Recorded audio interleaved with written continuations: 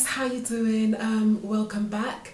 I'm in the process of doing a couple of vlogs for my book Walk Quiet Run Quick. My book is a contemporary romance based on the topical issue of domestic abuse. So in the last 3 weeks I have been highlighting elements or excerpts from my book on different topics. So last week it was coercive control, I believe it was last week, and I've done one on abuse does not discriminate.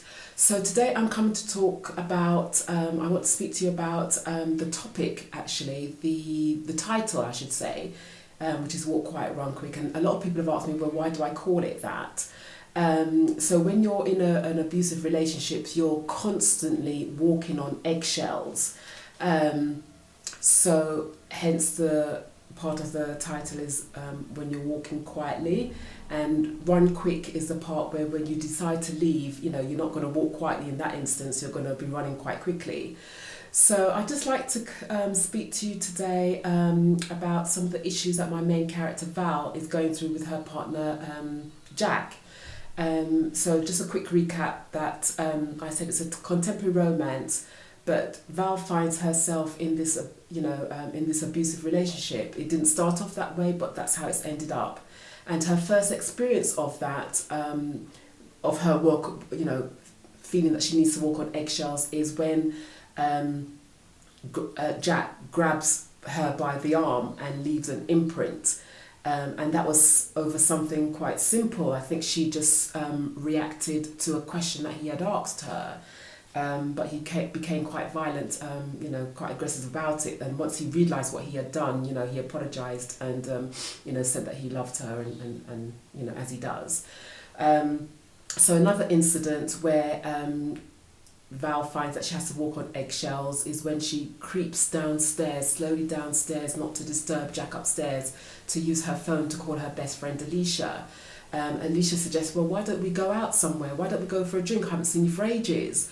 And Val, she doesn't even realise she's saying it. She says, oh, I just need to ask Jack. And Alicia's like, well, why do you have to ask Jack? You're your own woman. Why don't you just, come out, make the decision and tell Jack that you're going out with me? So Val tries to cover it up and say, yeah, she doesn't want to upset him or anything like that. So another incident where Val finds herself walking on eggshells is where she's been cooped up in the house for several weeks. She's not allowed to leave the house unless she's with Jack, and they have a conversation. This is one of his good moments, and she says, well, can we go for a walk? She needs a bit of fresh air. And he says, oh, well, I've got to run some errands anyway, so yes, we may as well just, we can go out. So they go out, and as they're walking along the high street, she hears someone call her, and she recognised the voice, and it's Alicia, but she pretends that she can't hear her. But of course Jack sees what's happening, and his mood instantly changes, and he turns round and starts walking back home, and Val's like a child running behind him. So she knows instantly once they get in she's going to be assaulted, and of course that's exactly what happens.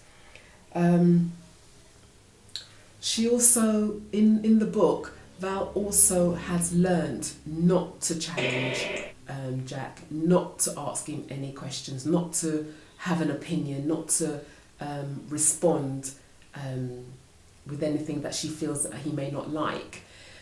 So she spends a lot of her time walking on eggshells, and when you're walking on eggshells you feel that you're unable to say anything, you don't have an opinion, you have to she's constantly thinking about how she responds to his questions.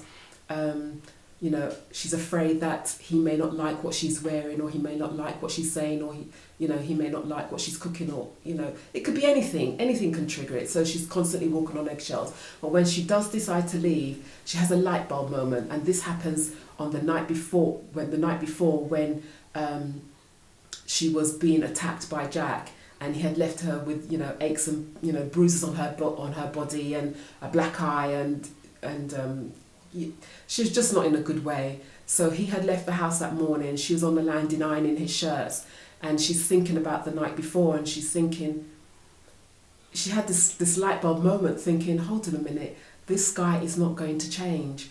He is he's never going to be happy. Whatever she says or does, he's not going to be happy. So she makes the decision, I better leave before he kills me. She knows he's going to kill her. That's her realization. So when she realizes that, her movements quicken. She forgets the aches and pains, do you know what I mean? And her movements quicken. She starts to pack a bag, her rucksack. She finds a phone that she's been hiding in the house and been charging every time Jack leaves the house. And she calls Alicia. She tells Alicia, please meet me at 11 o'clock tomorrow. Come and get me at 11 o'clock tomorrow morning. But Alicia hasn't heard from Val for ages, so she's, what's going on? And, Val's just babbling down the phone. Please, Alicia, stop, just listen. Please tell my sister Prim to meet me, come and get me tomorrow morning at 11 o'clock. Jack will be out. And of course, she puts the phone down and wonders whether, Alicia got, received all the messages, received the message loud and clear. And at that point, Val, her pace starts to quicken. And on the day, the following morning, she looks out for Alicia. So yeah, that's it. So I will be with you again next week for, I think this is my fourth vlog today. So next week I'll come to you with another excerpt from my book, Walk Quiet, Run Quick, which at the moment is being republished.